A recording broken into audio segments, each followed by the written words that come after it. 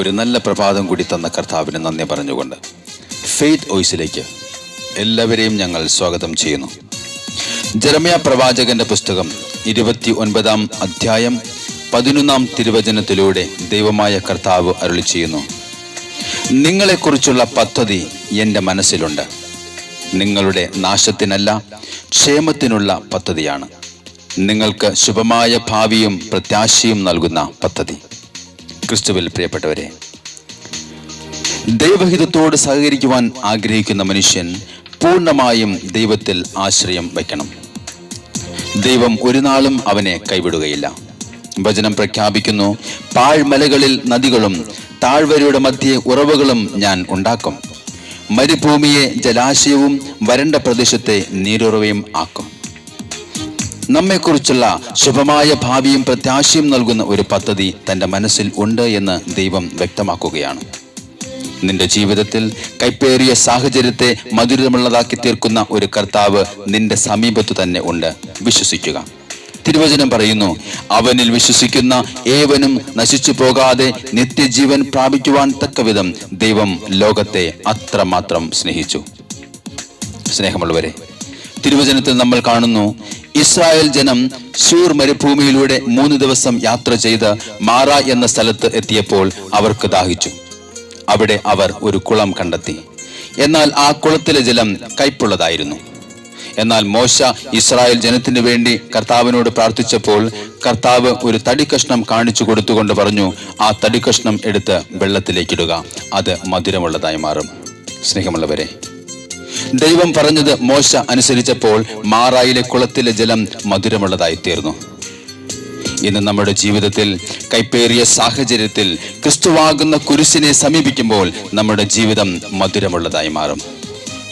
കൊളോസ്യോസുകാർ എഴുതിയ ലേഖനം 2-ാം അധ്യായം 6-ാം തിരുവചനം പറയുന്നു, കർത്താവായ യേശു ക്രിസ്തുവിനെ നിങ്ങൾ സ്വീകരിച്ചിരിക്കുന്നതിനാൽ അവനിൽ ജീവിക്കുവിൻ.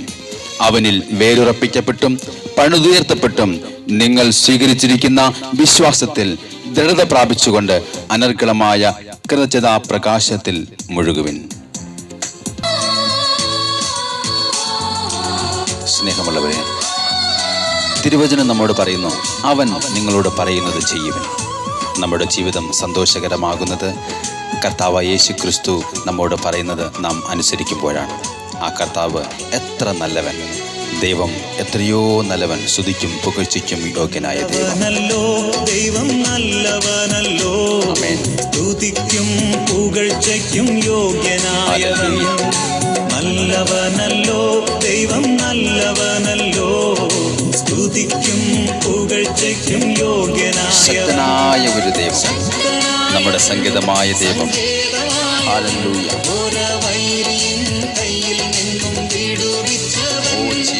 ശക്തനായവൻ, സങ്കേതമായവൻ, ഓരവൈരിയും കയ്യിൽ നിന്നും വിടുവിച്ചവൻ. നല്ലവനല്ലോ ദൈവം, നല്ലവനല്ലോ, സ്തുതിക്കും പുകഴ്ചയ്ക്കും യോഗ്യനായവൻ. സ്നേഹമുള്ളവരെ, ചിലപ്പോൾ നമ്മൾ ചിന്തിച്ചു പോകും, നമ്മുടെ ജീവിതം കൊണ്ട് ഒരു പ്രയോജനവും ഇല്ല എന്ന്. എന്നാൽ നമുക്ക് ദൈവത്തിൽ വിശ്വസിക്കാമെങ്കിൽ, നമുക്ക് പ്രത്യാശിക്കാമെങ്കിൽ, നമ്മെ നഷ്ടപ്പെടുത്തുവാനോ നമ്മുടെ എല്ലാ ആവശ്യങ്ങളും നടത്തി തരുവാൻ കഴിവുള്ള ഒരു ദൈവം നമ്മുടെ ജീവിതത്തോട് മടുപ്പ് തോന്നാതെ നമ്മെ അനുഗ്രഹിക്കും. എന്നെ കീഴ്പ്പെടുത്തില്ല, എന്റെ ശരണമായവൻ കൂടെയുണ്ടല്ലോ. ഹല്ലേലൂയ. മരണം എന്നെ കീഴ്പ്പെടുത്തില്ല, എന്റെ ശരണമായവൻ കൂടെയുണ്ടല്ലോ. അവൻ കരുതിക്കൊള്ളും, അവൻ നടത്തിക്കൊള്ളും, നല്ല ദൈവം, അവൻ നല്ലവനല്ലോ. എന്നുമുള്ളത് ദൈവം കരുതിക്കൊള്ളും, അവൻ നടത്തിക്കൊള്ളും, അവൻ നല്ലവനല്ലോ. യേശു നല്ല ദൈവം, നല്ലവനല്ലോ ദൈവം, നല്ലവനല്ലോ, സ്തുതിക്കും പുകഴ്ചയ്ക്കും യോഗ്യനായവൻ.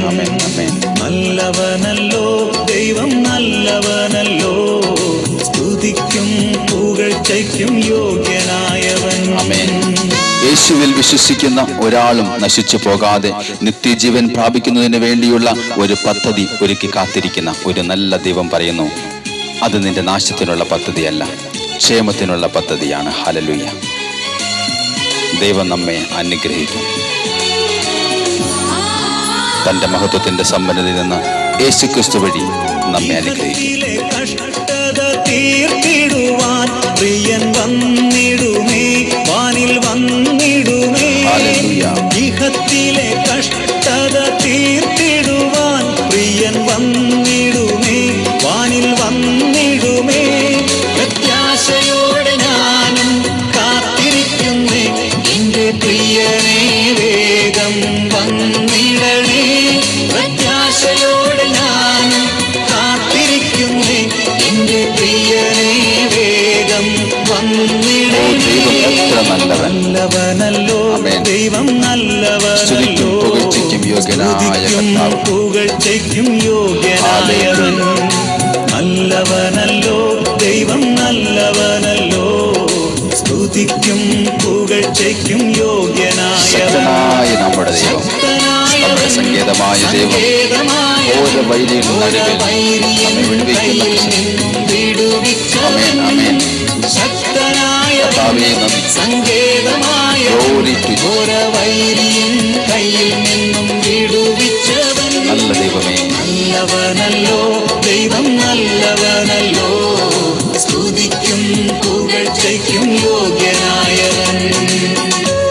ഇന്നേ ദിവസം കർത്താവിൽ വിശ്വാസമർപ്പിച്ചുകൊണ്ട് നിങ്ങൾ സമർപ്പിക്കുന്ന എല്ലാ പ്രാർത്ഥനകളും ശ്രവിച്ച് നിങ്ങളെ കർത്താവ് യേശുക്രിസ്തു അനുഗ്രഹിക്കട്ടെ എന്ന് യേശുക്രിസ്തുവിന്റെ നാമത്തിൽ ഞങ്ങൾ പ്രാർത്ഥിക്കുന്നു.